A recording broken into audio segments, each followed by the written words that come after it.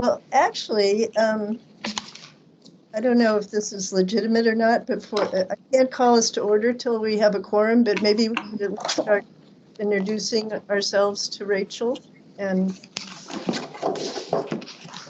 have that conversation. And Alice, when she gets in, how would that be? Sure. Are you okay with that? So I'll put off everything before our introductions, and then we'll go back to that. So it's not to take too long. I'll start. I just wanted to welcome you to the board, Rachel. So glad you're here. Thank you. Pleased to meet you. By way of introduction, I'm Christy Willer. I'm the current chair of the board.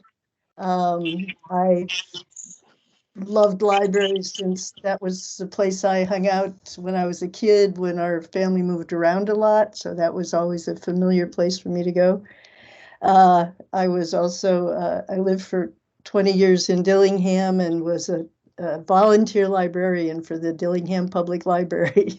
So I think that fulfilled an ancient dream of mine to get locked in a museum or a library overnight and just kind of.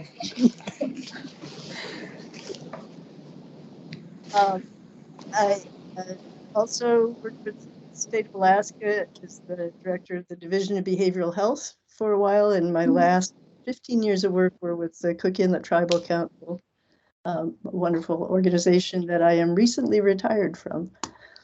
So that's me, and I'm really always loved libraries. We also, in our roll call and introductions, always like to share what we're reading now, just for everybody's interest. And so in that regard, I'll say I'm reading, have just finished a wonderful book called Bewildered by, what's his name? Richard Powers, who also wrote Oops, sorry. I've forgotten the name of his other book. Anyway, it's quite an amazing book. It's a small book about a man and his very interesting son, and grappling with worldviews. It's hard to describe such a great book, but that's what I'm reading. So I'm happy to pass to whoever would like to go next, just share who they are. Awesome. It's nice to meet you, Christy.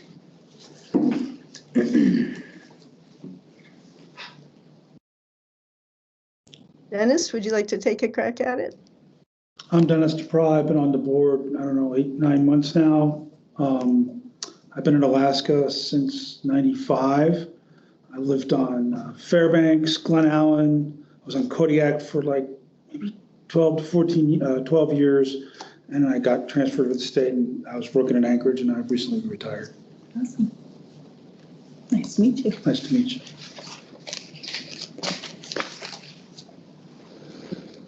Thanks for waiting for me. But I'm actually putting a loaf of bread in the oven right now, so just hang tight.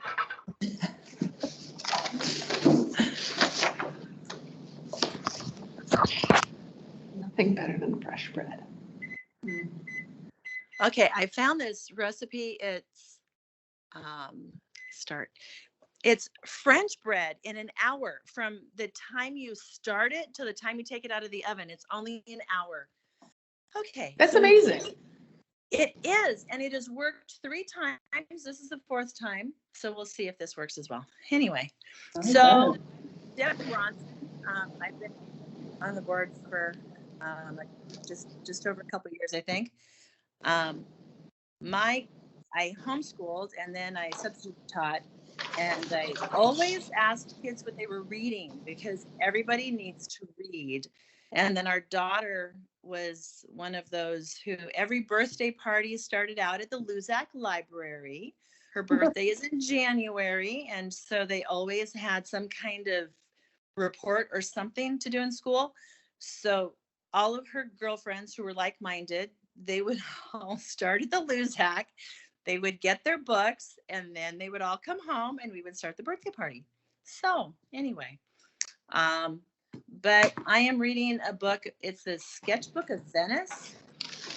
And I don't know where I came up with it, but it's a good read. It's a fun kind of read. And it goes from the 1939 in Venice and the war is gearing up. And then she ends up being the aunt of another, of the other character who's, 1980, I don't know. And she goes back to Venice and finds some stuff out about her aunt. But anyhow, it's a fun, don't have to think too hard kind of read, which is really good for me right now. That's awesome. It's nice to meet you. You as well. I'll see you in real life, hopefully next month. Awesome. I love that birthday party idea. Got a daughter who might love that. So. Well, her brother thought she was an idiot. They're totally different people.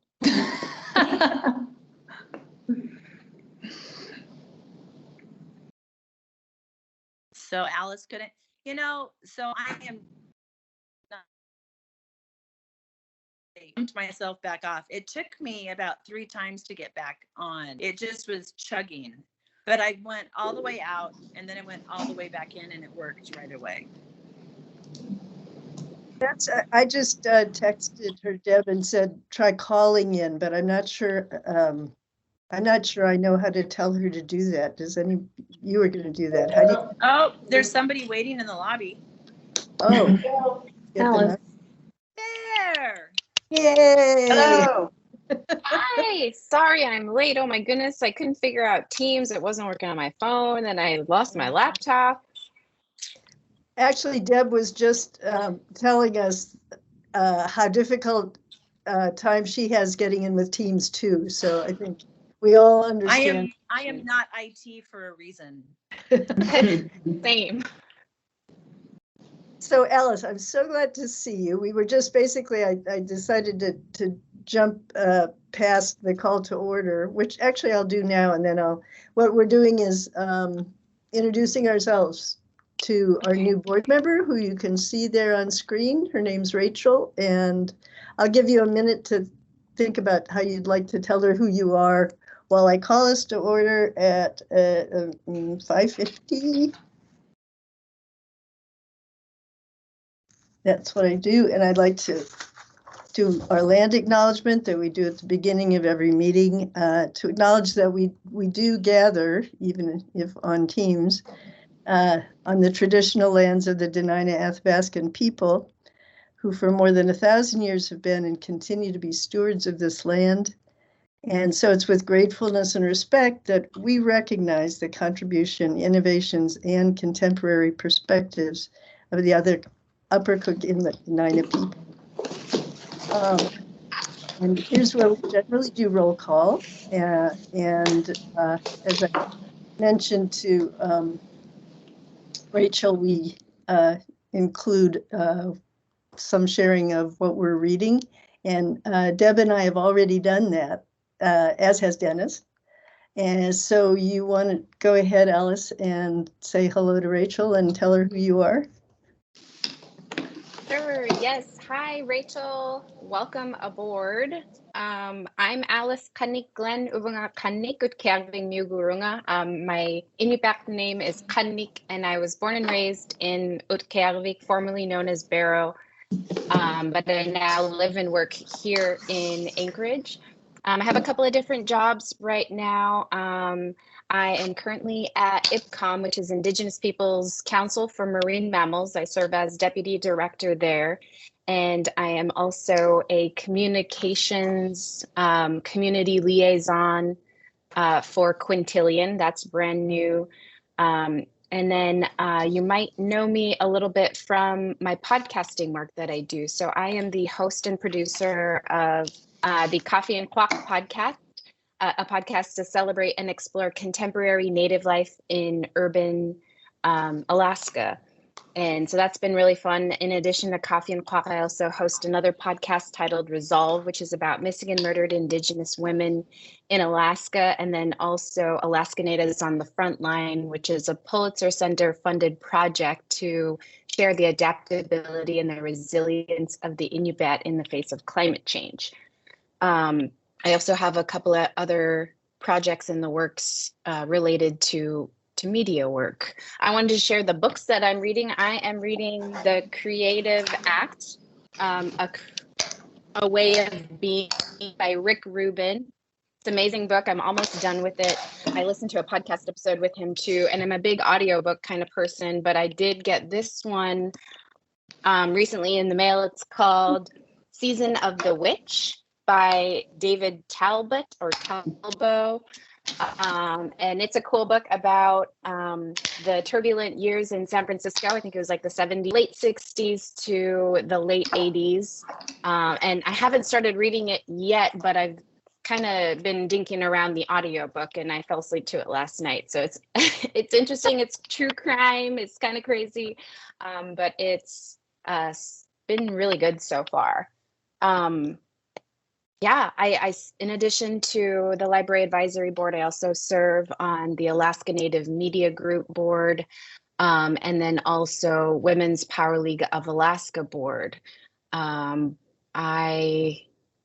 I'm all about media, communications, and all that kind of work. I kind of got my start with my podcast. I cover a variety of different topics for the podcast.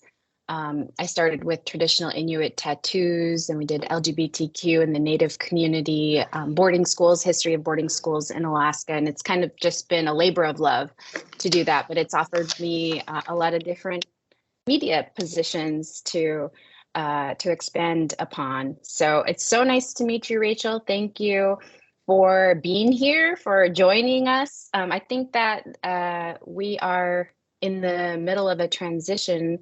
I had to reach out to Christy because I thought my term ended in October, but we'll probably get more into that throughout the meeting. So welcome aboard. Thank you, Alice. It's nice to meet you. Thank you very much. I will have to look up that book, by the way, that I lived in San Francisco during the time that the book's up. Oh, So you did. Interesting. Yeah, it's called Season of the Witch. Yeah. Okay. I'll look at it. Okay, Rachel, please join us and tell us a little about yourself. Okay. Let's see. I've loved the library since I was a little kid. My mom homeschooled us until I was about 4th grade, and we would come here a lot. I have fond memories of playing outside and rolling down that hill. So now I have 4 daughters, and I bring them to the library, a 5-year-old, almost 3-year-old, and then twins that are about 4 months old. So I'm busy. I'm busy. Yeah. So the twins haven't come much, but I have made it. We get a little loud, sorry, but it's fine. We love coming here, so I love continuing that tradition with the kids.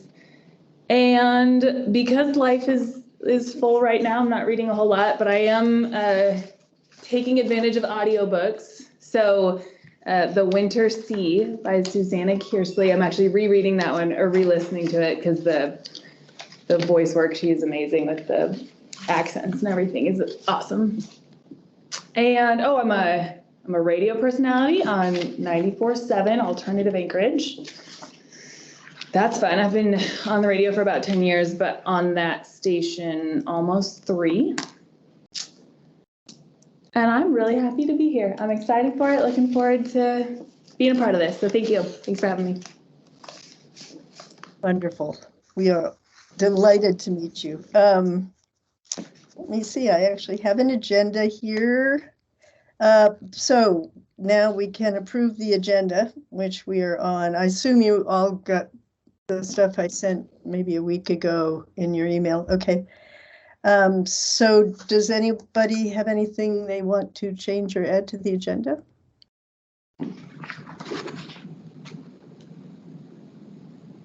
Great. I'll accept that as accepting of the agenda. And what you got sent last week were the minutes from July, because we never officially accepted these minutes because we haven't had a meeting since July. So give you a minute or two just to look over them. It's been a long enough time. You might not have remembered this meeting, but let me know if if there's anything that you'd like to talk about.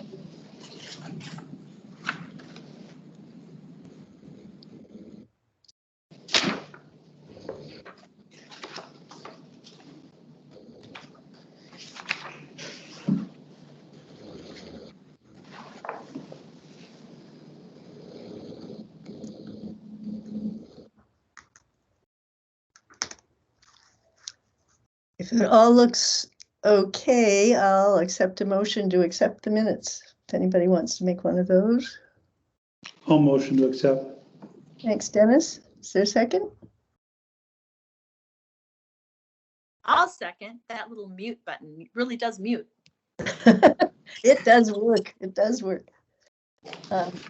Too bad we don't have a smell button so we could smell your French bread cooking. Well, I got 8 minutes. Okay, Virginia, I know that you were looking through that wonderful giant 3-ring binder to start talking to us about the history of the Library Advisory Board. Would you like to do that now, or were you snowed out of that opportunity? So I had great plans to come in with some interesting highlights from early Library Advisory Board minutes. And then, yeah, I was out, not in this building for 3 days and don't have very much to talk about. I brought the binder and I want to bring it back again in December so that you all can see it, just because it's kind of fascinating. But, and so probably hope to have a short history of the lab part 2 in December. But if you want to peruse it, this one is fun. You know, like I said, it goes back to 1984. So it's 4 early years before this building was built, and then while this building was built. So that is really fun. So I thought what I would talk about is actually what I have. In getting ready for a new board member, I realized that the board packet documents that we had in the most recent of the board binders were pretty sparse, and some of them were out of date. And there was a Robert's Rules of Order sheet, but it was, you know, on 3 pages and kind of hard to read. So I started updating things, and the more I started updating, the more I updated. So ultimately, and Christy asked me to have a set of these for everybody. So right now they're physical sets. And so if you come in person in December, you can get your set, or can also send you the PDFs. But one of the 2 folders has in it, has been a sheet that's the Library Advisory Board job description, and that actually has a place where board members can sign it. But I think that practice has intentionally stopped or fallen by the wayside. But it also lists the expectations of a board member, and then also has information from the ordinances on what the boards and commissions about the Library Advisory Board, what it says about terms for board members. So I included that. Also, for whatever reason, they were always handing out the just general, how do I join a board? So if you then have this, it's very easy to point somebody to the website if they are interested in applying to be on this board, because it's, you know, we have some open seats. I've also included, because I'm a librarian and want to be incredibly correct, so we also have the full chapter 4.05 on boards and commissions, appointments, meetings, and procedures, the entire thing. So there's all kinds of information in here on duties, as well as conflict of interest, officers, quorum, all the different things that are in our code. So good to know. I've included information on Robert's Rules of Order. So there are questions about how it works. There are, you know, and this all comes from the website about Robert's Rules of Order, but it's a handy reference. So, and then lists all of the basic actions. And then I found from a website that supports boards called Board Effect, a really nice cheat sheet. So this here, you can go through and see, for instance, what the point of order, point of information, point of inquiry. We've all seen the assembly using these, but they are appropriate for a board meeting such as this as well. I've included the Municipal Code of Ethics, just because that's important for everyone that works in the municipality, but also for board members. So just a handy reference there. And then last but not least, because this has come up in the past year, Alaska's open meetings law. So again, I'm a librarian, so I included the entire thing for everybody, just so it's easy to reference. You can email out the PDF of this as well, or a link to where you can download it yourself. But open meetings law is just something that we need to be aware of and be sure that we're following it.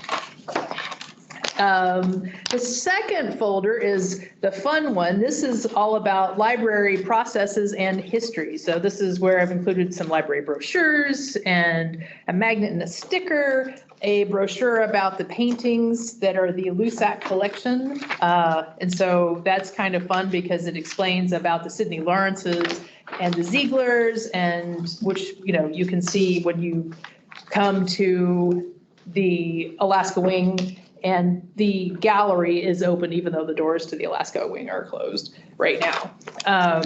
I've included a copy of the current strategic plan as it stands. I've included, this is something interesting, our org chart. So the org chart is supposed to be the part included in the board packet, so everyone understands when they join this board how the library is set up. And I've updated it to be accurate today. So we have 88 employees, and we have a library director and an assistant director. And then you can see when you look at this, how everything comes together. So again, I need to, these will all be included and posted on the website with this meeting. So, but also can send you the PDFs if you'd like them before next month. I've included the patron code of conduct and the collection management policy, as well as the library bill of rights and the freedom to read statement. Then a very nice, a brief history of the Alaska collection, which I don't think anyone has really seen before. Doug McAllister, who was the Alaska librarian until he resigned in 2018, I think. He wrote this up right before he left, and we haven't really had a chance to do anything with it. So it's just a nice description of where the items in the collection came from, how everything came together, and a little bit about the future of the Alaska collection and the Alaska Wing. And then I've got a library history going from 1917 to 2011. They had a big, in 2011, it was, I think, the 25th anniversary of this building. So this is a really nice history here, and I don't know how many people have looked through it, but it's about time for us to write an updated history, I would say. But this is good for now. So one thing that I wanted to mention also is we are moving forward on the Alaska Wing, and we are at the 35% stage for the plans. We're going to have an open house tomorrow night from 4:30 to 6:30 in the Alaska Wing with the rotunda open to the public and the plans on display. And it's one of those meetings we strongly encourage you all to attend, because as board members, this is really, really important for the library and for you to see what's there and for you to interact with people. If members of the public are there, you can talk to them. You can also, you know, comment. We're going to do the thing where we have a bunch of Post-it notes available, and people can write on the Post-it note and they can stick it up on some of the plans so that the comment goes right there.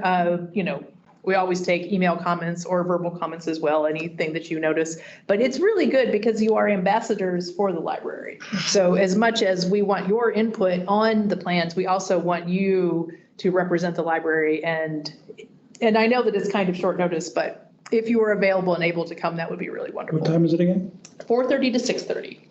And that's tomorrow, Virginia? Yes. And we have invited the mayor. However, unfortunately, there are, I think, at least 2 other events in town tomorrow. So I am not sure that our mayor will be able to attend. And where in the building will it be?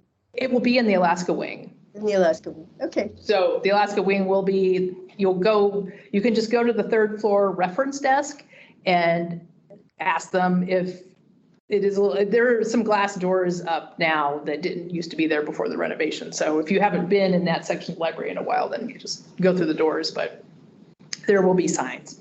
also. I'll try. We're to going make to have, it. Great. Go ahead. No, I No, just said I'll try to make it. That sounds great. Oh, thank you. Thank you. There is a tiny possibility that we would call it for weather, but I think it's extremely unlikely. It would only be if the weather was so bad that the city shut down early tomorrow and sent all city workers home. And I doubt very seriously that would happen. So we'll be open till 8. The event will go on. At this point, I think we're tired of not working. Well, that's great. I'm thinking just selfishly, since some of us are not there to look at those materials, since you're going to send them out to us in PDF, why don't we agendize like any questions or comments about the packet next time? Okay. So we'll just have time to look at it. It sounds like a really valuable piece of information. One thing that you raised, and I'll speak to Alice because you mentioned it too. I'm sure in that packet there's the ordinance statement about terms, and I actually looked that up today because you were asking. And the way it works is that your term and my term, and actually Deb's term, because she was still ended. The 3-year term ended on October 14th, but if those specific seats that we're seated in are not filled for 120 days, we maintain those seats so it's up to 120 days unless those are filled by someone else, unless they're appointed and approved by the assembly. So I actually looked it up. So if the seats aren't filled in that 120 days, we're still here until February 11th. I counted the days, so just FYI. But I had to look that up too because it wasn't clear to me, and I got, as Virginia pointed out, we didn't get a notice really about that, but that's how that works for the term change. Any other questions about what Virginia shared with us about this? It'll be great to see all that stuff. And thanks so much for putting all that together. I know as an archivist, probably some of that was really fun, but probably some of it was not. So, I get that.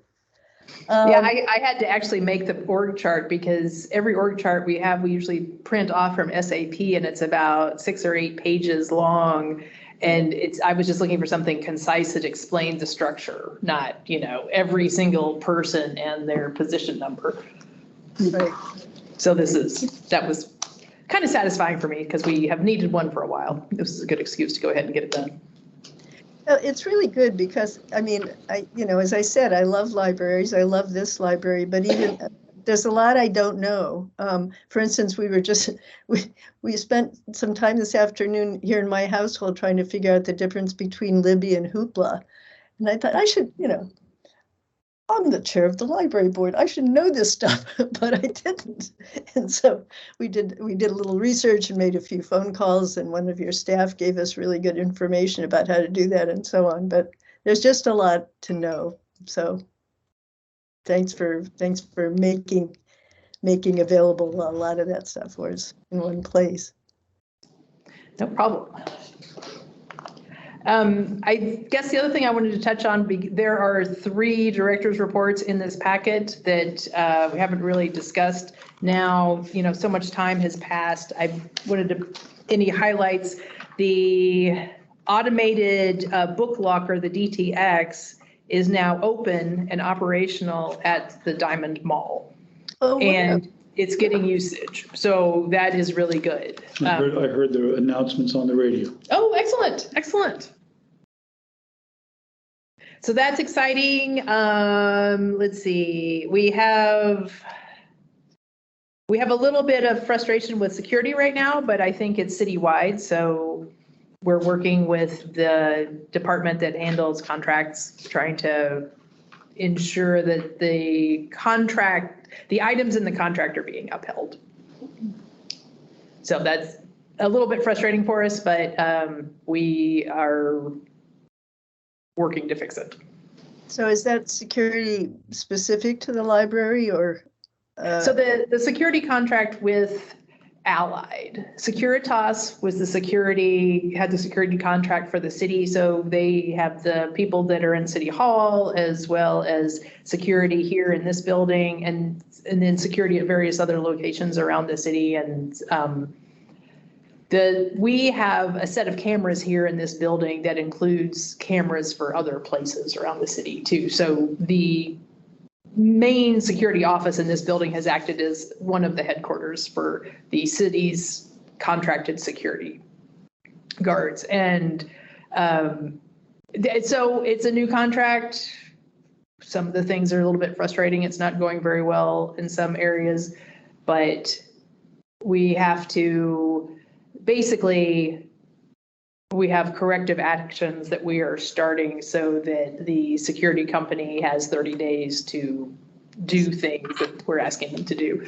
For one thing, they didn't provide radios to the guards. So the guards aren't able to communicate in this building except face to face or with their personal cell phones. And they're not supposed to use their personal cell phones. So that has been a problem. We lost we had a security captain in this building for 20 years who was here with Guardian, and then he changed to the Securitas company when Securitas got the contract. And so he knew the building really well. And he has now gone with Securitas and is working someplace else. And so we have a brand new captain who doesn't know very much about the building, and just getting everybody up to speed has been a little bit stressful. We haven't had any major incidents occur, which is great, but we are also, you will notice, we started adding incidents to the director's report. We don't have any incidents listed for November and the November's report, and that is because the security guards haven't been using the PITS software. So we aren't, the only incidents that we are actually having recorded are the ones that staff are doing. So we just don't have anything to speak of. It's just not captured. Yeah. And it turns out it is captured in their System, but it's not, goes over to your system. Right. So we don't know. So we have to get them to transfer information over, statistics over. So that is a frustration, and that is probably the thing that's taking up, a big chunk of my focus right now. But we also are looking into getting, I'm going to call them call buttons. They're also known as panic buttons, but that is a system that we can get, and it is already something that's part of a system that we have in place. So would it be through Honeywell? You know more about this than I do, in a sense. Through our IT department, there's already software in place, I believe.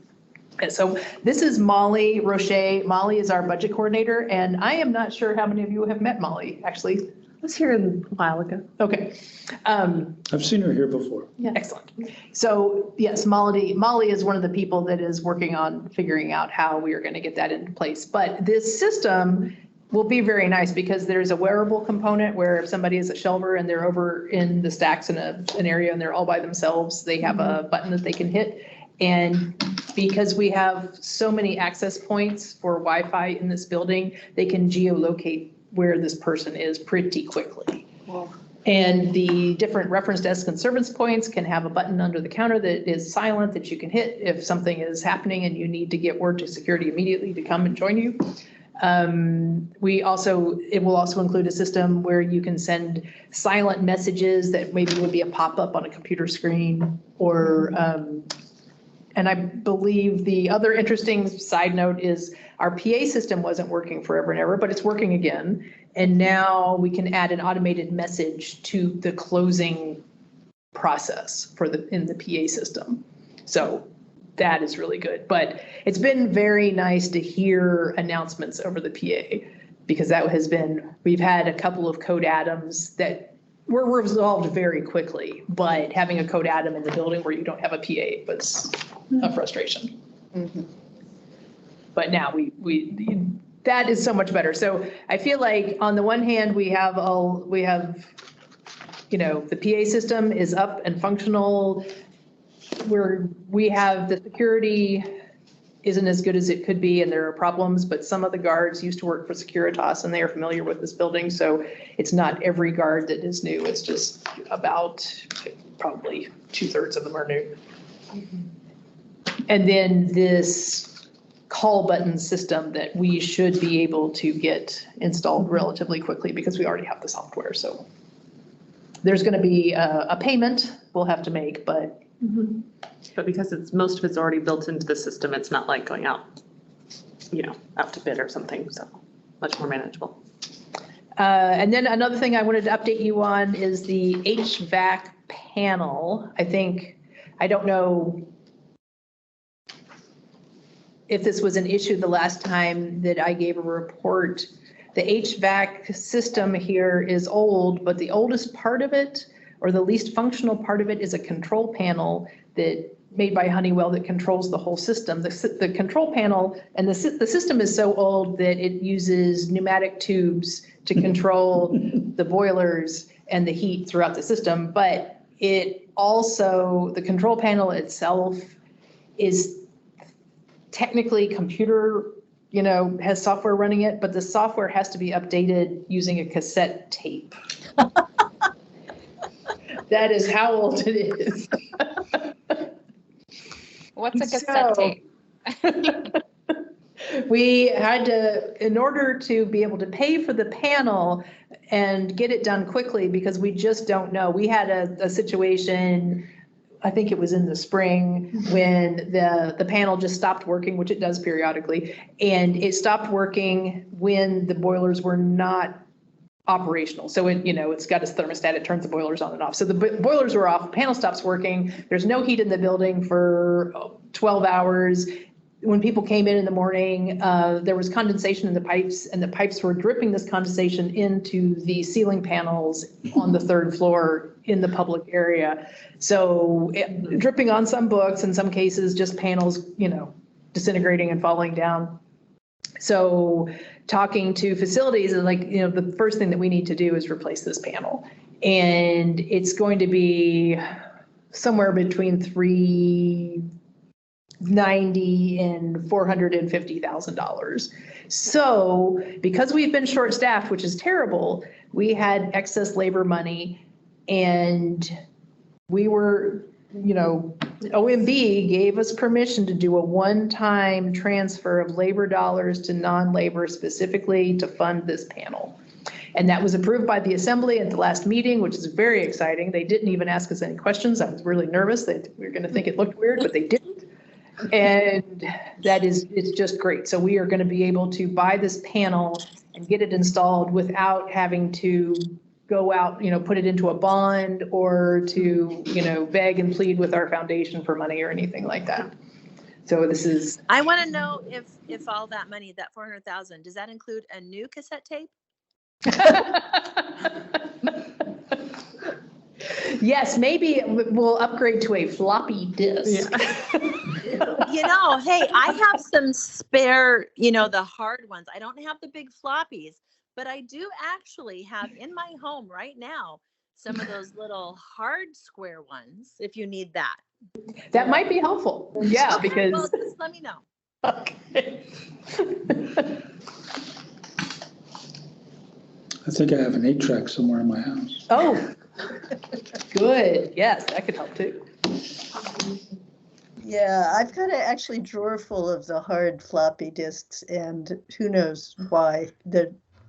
Maybe I'll build an art object out of them. But like Deb, I'd be happy to donate now that you don't need them anymore. So A friend of mine was going to make coffee coasters with those, so you might want to consider that. yeah, thanks. Thanks for that. You're welcome. You're welcome. See that? I don't know how to get the video the video back on because I'm so good at IT, but I can give you ideas for crafts.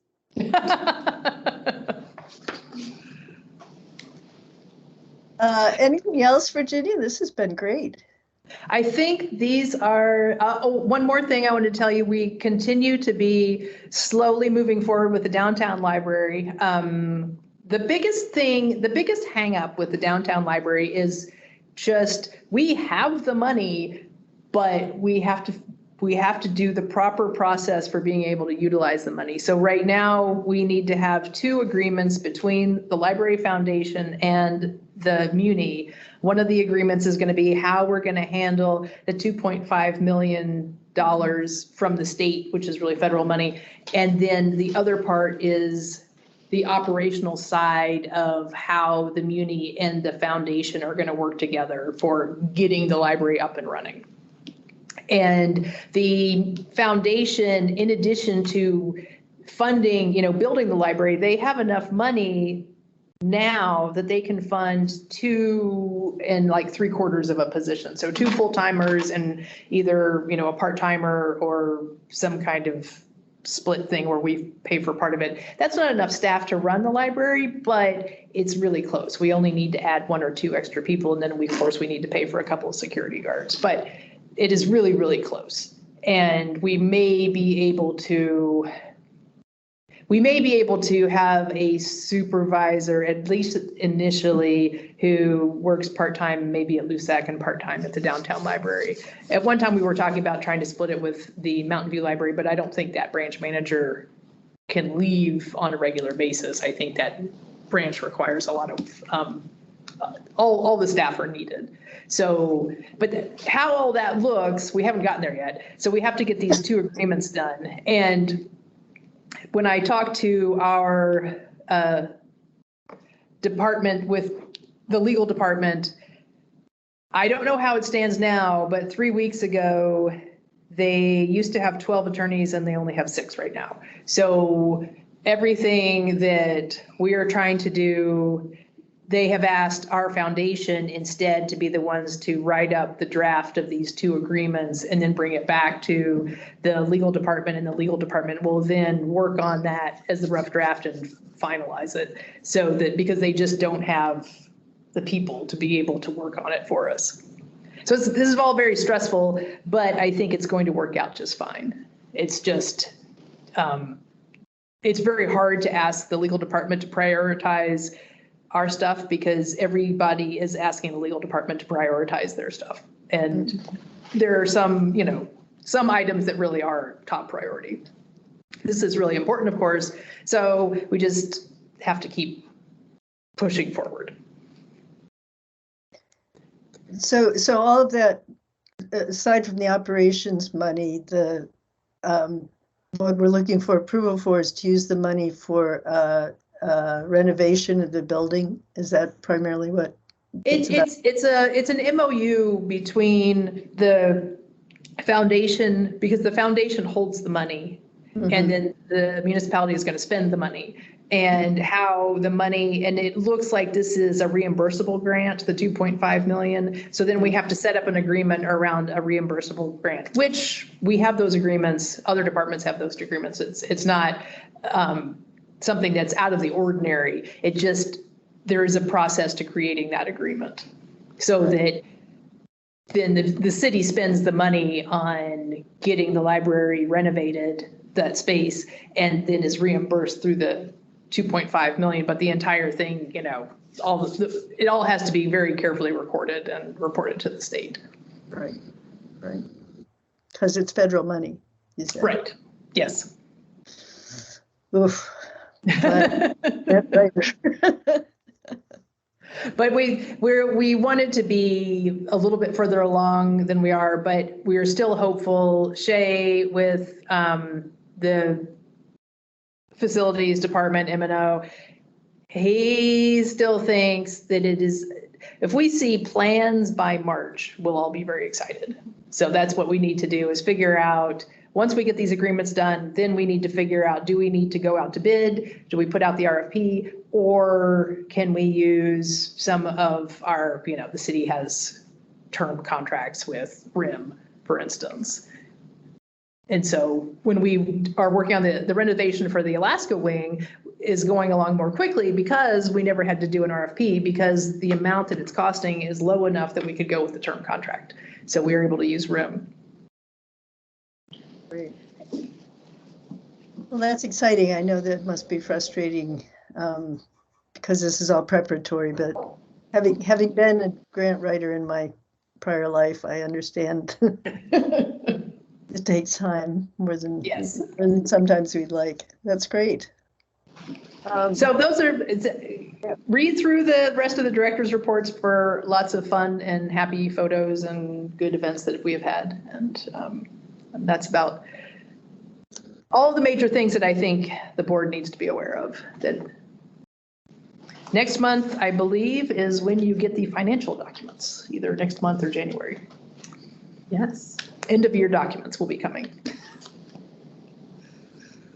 So you mean end of year documents from, The financial information goes to the board either in December or January. and is it,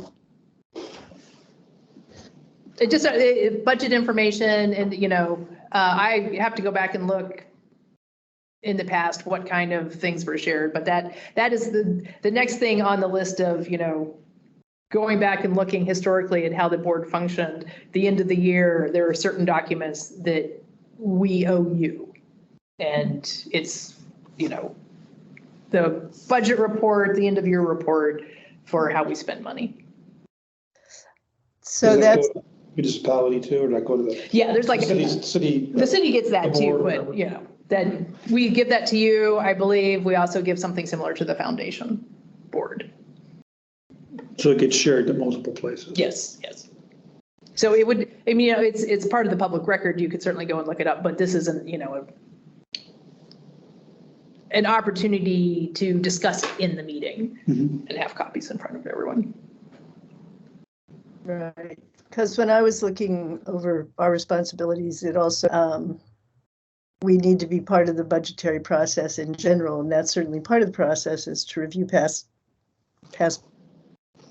Yes. budgetary issues, but we're up against some kind of, that's what I was stuttering about. Are we up against some kind of deadline for next year's budget? And So to make a note, next, in 2024, the budget process starts in the summertime, as you are probably aware. So that is something that, because I was out of town for several months and just learning, still in the process of learning exactly what we owe to the board and the timing of it. I think that what we'll give you the end of the year documents, but in terms of discussion of budget, we should have started that months ago. Because now pretty much it's up to the assembly at this point. So it just passed us by. It passed us by. I apologize for that. Note. It won't happen again. We'll be on top of it. There is Okay, still first quarter we stuff should- is possible. Yes, and there's always first quarter budget revisions. So there's an opportunity to discuss that and make any corrections. So there's still opportunity for the board to look over these documents in December and Yeah. look at areas and make, recommendations for changes. okay, so will that be part of what we look at in addition to what has gone on in 23? Will that be? Yes. So that would, I think, Yeah. we can get together what happened in 2023 and then also there's not a lot of change for 2024. And the assembly is still deciding what they want to do. So it'll be good by the December meeting. I think that the assembly should have. They're doing final budget discussions, I believe, on the November 21st. Yes. So this coming Tuesday, that's where they'll propose the amendments to the mayor's budget. And so that's something, I know the assembly meetings are long, but if you can join online, you can look at, it's a YouTube stream. You can look at the agenda and you can, just do a search for library and find where the library might be mentioned, or just, look at the sections where they're talking about different budget amendments. And also what some of my staff do are there are various people who live blog these assembly meetings. And so then they just sort of scan the live blog updates for one that references the library, and then they go back and find the timestamp and they watch the video for that portion. But it's an opportunity to see right then and there as the assembly is discussing things that affect the library. Great. Okay, good. Well, we'll have an agenda item then for December to talk about that. That's great. That's great. And I'm glad to hear there are a few changes. I think you told me that before. That makes it easier to kind of comprehend probably Yes. what we're doing. And I realize that a lot of positions have been open this year. So, you know, that's going to buy us that boiler problem, which is Yes. an anticipated virtue of that. So, anything else, Virginia, or anybody have questions or comments about her presentation? I have something. I had to take my wife down to Girdwood today for a conference, and while I was there, I stopped at the library because we never get to go there. And I was talking to two of the employees there, and one guy, he'd been there like 10 years. And the one thing that, for very nice facilities, small, said that they have HVAC problems. Huh. There's cold air constantly blowing on one end of the library. I just asked him what's going on, and I said I'd pass it on. Yeah, we need to add that to the list. I have actually, And I asked it because I know there's like a community center there and the library. Well, who owns the building? Who would be responsible? And he didn't have a clear answer for that. I believe it's a Parks and Rec building, but it could be that it's jointly owned, but I believe that it's Parks and Rec, and I believe it's Parks and Rec that they talk to whenever anything comes Gotcha. up. I just thought I'd pass it on.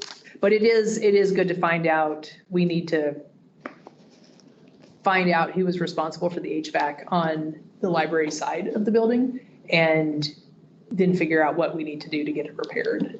Because I walked around and I felt the cold air just kind of coming down. That is not good. But the library was well used. Granted, it's a snow day, so there was a lot of kids there. Oh, good. It's a well-loved library. And that library is interesting because, you know, we have a Friends of the Library group that raises money for the whole system, but there's a Girdwood Boosters group that just raised money for that library location. So they have their own, you know, small, it's not a lot of money, but it's still, the boosters do some nice things. Is that the only branch that has its own fan club like that? I believe so. In the early minutes, I noticed that there was a LUSAC Foundation at one point when the building first opened, but that may have been left over from the fundraising. So there was a Library Foundation and a LUSAC Foundation, but Mountain View doesn't have a group of supporters, and Muldoon doesn't have a group of supporters. Eagle River, there's not one there either. That's, you know, there may have been at one time, but not as active. But considering Girdwood, that doesn't surprise me. They have one. Yeah. Yeah, that's a very well-loved library in that community. It's a nice facility. I'm not trying to insult this library, but it was a really nice facility. Yeah, I love it. I don't think they need security there most of the time. No, the only security they need probably is really to deal with the wild animals. Yes, I would say that that could be. Bears, That's funny. We actually, years past, go to Girdwood to meet, I think. We could talk about doing that, not certainly under these conditions, but maybe later in the year. Yes, they staff there really like it when boards go down there to meet. They were surprised when I introduced myself. Oh. I'm just here. I figured I'd at least say hello. Oh, that's wonderful. Well, so I texted the mayor's EA, and she hasn't received an invite about the Alaska room.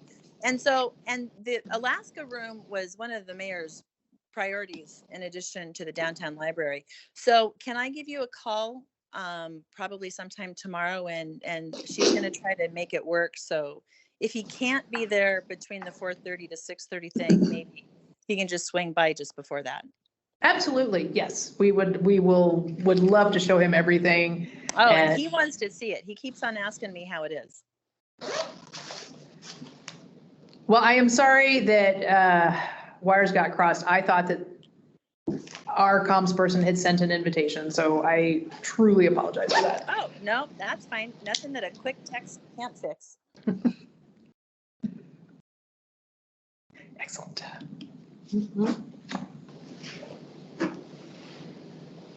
Okay. So we moved directly from your mission into your director's report. We found past persons to be heard, but that's totally legitimate because we're the only persons in the room to be heard and we've been talking, so that's great. Rachel, typically if members of the public have come in and want to speak to the board, that's what that section of the agenda is generally about. So Thanks. I did want to, sorry to interrupt, and that probably should have done appropriate Robert's Rules of Order. I just have a quick question for the board. If there is, for the December mission moment, if there is a department or staff person they would like to hear from. We try to, rotate through regularly, but so I don't know if there's any particular, some positions are held by the same people, in some positions we have new people. Molly could be the one to present in December because there could be, budget and money discussions. Yeah, we can talk about how you want to do all of the next year's budget, this year's budget, and then capital. 3 things I can think of. And if you don't have any, requests, that is totally okay. actually, that's exactly what I would have requested had I known to ask. So Molly, it sounds like you're volunteering. I think that would be great. But I'm just one voice in this room. If somebody else has another idea, say so. Because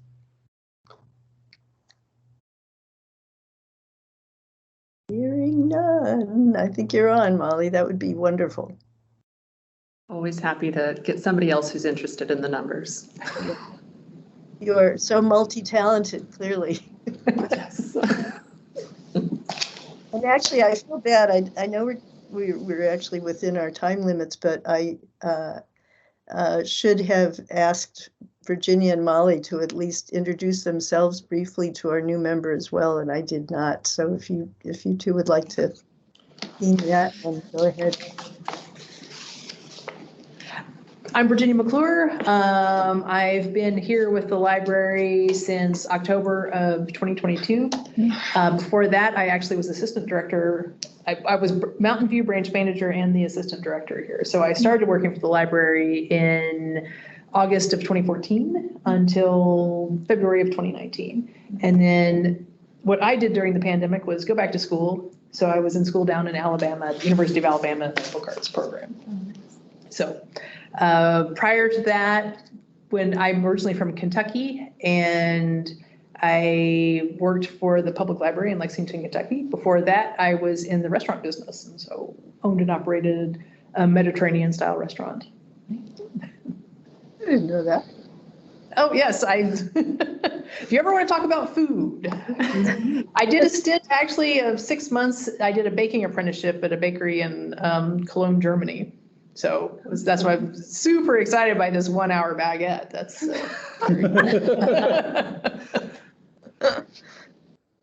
It appears to have worked the 4th time, so it's got to work. Yes, that's great. Yes, I'll have to share. My name is Molly Roche, and I have been the budget coordinator here since April. So learning, which is fun. And I just moved to Anchorage for this job. Before that was in California. I did developmental editing with my sister for a year. Before that, I worked in libraries for about 10 years. So I've worked kind of on a very small scale in every position possible, but like small scale. So I have done baby story times and technology and a branch manager and programs and all kinds of little things. So it's very fun to still be a part of libraries, but doing something a little different. And I put myself on Libby. I put a little notification, notify me when this book arrives. So I got to start listening to Iron Flame, which is book 2 of the 4th Wing series. I'm having a delightful time. It came right before the snowstorm. Nice. I had a very nice time. That's awesome. And if I remember correctly, where were you born? I was Well, I was born in Oregon, but we lived in Dutch Harbor at the time. So my Oh, family, in Alaska. yes, my claim to fame is that my dad started the Dutch Harbor Fisherman, which is a newspaper that is still in existence. It joined with the Bristol Bay thing. So, yeah, Alaska roots, and my parents lived in Anchorage way back then. So coming back, my sister lives here, so it's nice. Cool. Nice to meet you both. Any other comments from any board members? Now is your time.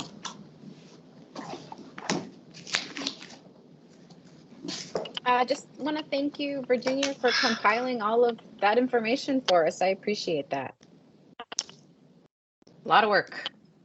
It made me really happy, you know, it was the librarian and me coming out, like getting all the information together in a bundle. Satisfying. Yes.